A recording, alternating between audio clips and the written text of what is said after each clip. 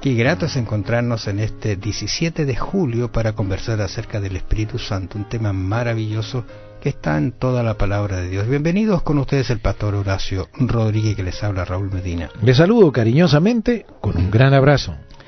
Mucho podemos decir acerca del Espíritu Santo, pero nos vamos a ir acotando a lo que nuestra guía nos dice y nos vamos a ir enfrentando situaciones muy maravillosas, especialmente este concepto de ser llenos del Espíritu Santo, porque si es un Dios que está con nosotros, que quiere guiarnos, ¿por qué no lo tenemos plenamente en nuestra vida? ¿Por qué no? Y no quiero usar la expresión, porque a veces nosotros podemos decir, bueno, voy a usar el Espíritu Santo para esto otro. No es una cosa así. Pero la Biblia es clara cuando dice en Lucas 11:9, dice, y yo os digo, ¿qué es lo que dice? Pedid y se os dará, buscad y hallaréis, llamad y se os abrirá. ¿Qué te parece? 3 palabras: el pedir, el buscar y el llamar. Son de alguna manera expresiones que te dicen que uno debería clamar por el Espíritu Santo. Bueno, pero para eso tenemos que estar conscientes de la necesidad del Espíritu Santo. Yo creo que la gran mayoría, creo que la gran mayoría de los cristianos no tomamos conciencia de nuestra verdadera necesidad del Espíritu Santo. A pesar de que Dios está dispuesto a darnos el Espíritu Santo, fíjate, recuerdo en algunas conversaciones pasadas estuvimos mencionando esto de que qué padre, si su hijo le pide pan le da una piedra, o si pescado le da una serpiente. Entonces el Señor repite aquí en San Lucas 11, el texto que tú estabas leyendo, del 9 al 13, donde dice, o si pide un huevo le dará un escorpión. Pues si vosotros, siendo malos, habéis dar buenas dádivas a vuestros hijos, ¿cuánto más vuestro Padre Celestial dará el Espíritu Santo a los que se lo pidan? A los que se lo pidan. Ahora, como decía, para esto tenemos que sentir la necesidad del Espíritu Santo. Si yo no siento la necesidad del Espíritu Santo, se me olvida pedirlo. Si no lo necesito, por eso que las palabras son bien decidoras: el pedir, el buscar, el llamar, ¿no es cierto? Son de alguna manera expresiones que tienen que salir de un corazón que está sintiendo la necesidad de el Espíritu Santo en su vida. La oración en realidad no consiste, porque esto podría ser una oración de pedir el Espíritu Santo, no consiste en persuadir a Dios a que acepte nuestra voluntad en cuanto a algo, sino a descubrir cuál es su voluntad al respecto nuestro. Esa es la gran diferencia cuando uno pide, por ejemplo, la unción del Espíritu Santo, ser llenos del Espíritu Santo. No estoy pidiendo que voy a tomar el Espíritu Santo porque me conviene, sino para que yo tenga y descubra cuál es la voluntad de Dios en mi vida. Y la voluntad de Dios siempre es lo mejor para sus hijos. Bueno, y tenemos que estar dispuestos a hacer la voluntad del Espíritu Santo. O sea, no se trata de que a veces tenemos un concepto totalmente errado de lo que significa tener el Espíritu Santo. Hay quienes piensan que el tener al Espíritu Santo significa que yo voy a poder hacer milagros y voy a hacer...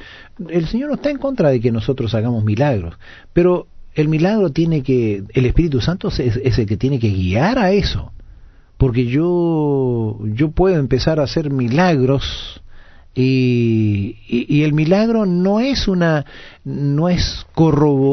corroborar que yo estoy bien. Recordemos lo que dijo el Señor. ¿Te acuerdas cuando le dicen al Señor, en tu nombre echamos fuera demonios, en tu nombre hicimos muchos milagros?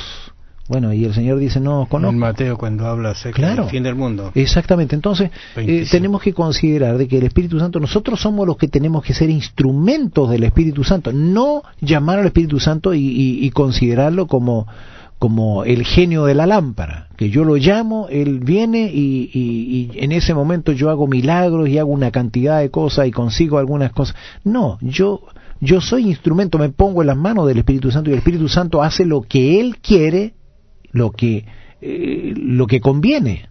Yo creo que uno tiene que ser cuidadoso con eso, porque es posible que Dios lo use como instrumento, pero Satanás está preocupado que no seamos instrumentos, sino que nos miremos a nosotros como capaces de hacer algo, cuando es el fruto del Espíritu Santo obrando en nosotros que debe hacer las cosas maravillosas. Ahora fíjate, se predica mucho del Espíritu Santo y hay quienes ponen toda su fe en en los milagros. Dios hace milagros, no podemos decir que no hace milagros, hace milagros, pero no podemos poner nuestra fe solamente en los milagros, porque recordemos que Satanás también hace milagros. Y en el último tiempo va a ser una escalada de milagros. Claro que sí. Para justamente engañar aún a los escogidos, dice la palabra de Dios. Por eso que cuando Jesús estuvo en la tierra y les dio este don maravilloso a los discípulos, allí en Hechos 1:4 dice, estaban juntos, un detalle, les mandó que no se fueran de Jerusalén, sino que esperasen la promesa del Padre, la cual les dijo, oísteis de mí.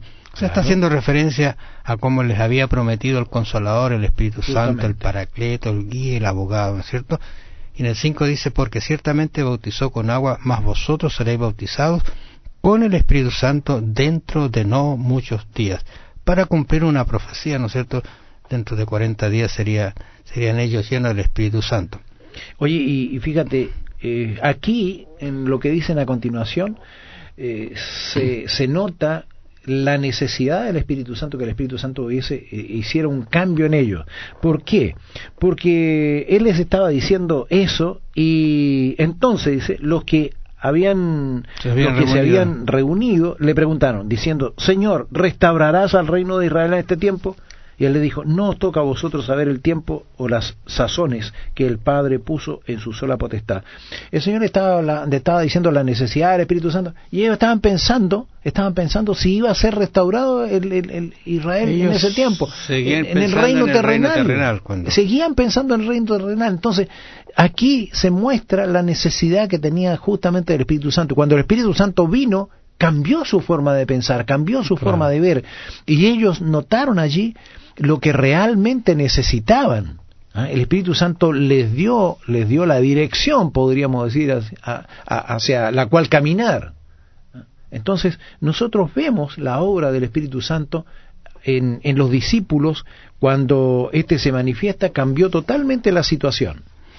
¿Qué les dice después en el versículo 8, que es puntualmente lo que es ser lleno del Espíritu Santo? Porque allí está justamente, dice, pero recibiréis poder cuando haya venido sobre vosotros el Espíritu Santo, y me seréis testigos en Jerusalén, en toda Judea, en Samaria y hasta lo último de la tierra. O sea, en esa condicionalidad, con el Espíritu Santo, ellos iban a ser los testigos genuinos de Cristo. Ahora, vuelvo a insistir sobre el tema. Él dice, recibiréis poder, pero recordemos, es el Espíritu el que guía, el que dirige. No recibo poder para usarlo yo. El poder lo tiene el Espíritu Santo para usarme a mí. El Espíritu Santo puede hacer maravillas, por mi intermedio puede hacer maravillas, pero no puedo pensar en que soy yo el que voy a dirigir al Espíritu Santo. Es el Espíritu Santo el que me dirige a mí. Incluso en alguna oportunidad allí los discípulos estaban predicando después de esta intervención, ¿no es cierto? Y apareció un mago que quiso pedirle, ¿por qué no nos vende ese poder? Mira él quería sanar, quería hacer todo. Y la respuesta de ellos, mira, vamos a orar por ti, a ver si Dios te perdona el pecado que estás cometiendo, si esto no se usa. Somos nosotros los instrumentos. Claro que sí. Y de hecho los discípulos así lo hicieron, y hicieron cosas maravillosas. Pedro mismo, ¿no es cierto?, actuó con una predicación extraordinaria. Los discípulos comenzaron a hablar en lengua, o sea, el Espíritu Santo los llenó y actuaron como personas dignas de ser hijos de Dios. Amables oyentes, un placer haber estado con ustedes. Los esperamos para una nueva audición de su programa Diálogo Bíblico. Bendiciones. Si alguien le pregunta si alguna vez fue lleno del Espíritu Santo, ¿qué le respondería y por qué? Piénselo. Que el Señor le bendiga. Será hasta mañana.